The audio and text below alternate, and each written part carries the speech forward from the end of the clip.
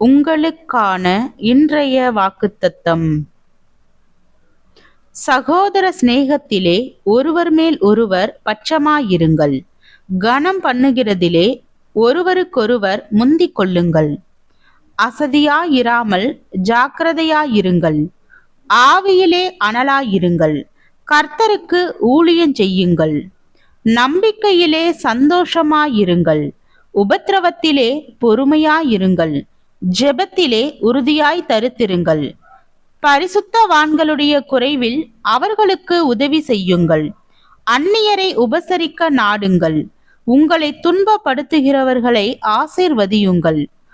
ஆசீர்வதிக்க வேண்டியதே அன்றி சபியாதிருங்கள். ரோமர் 12வது அதிகாரம் வசனம் 10 முதல் 14 வரை.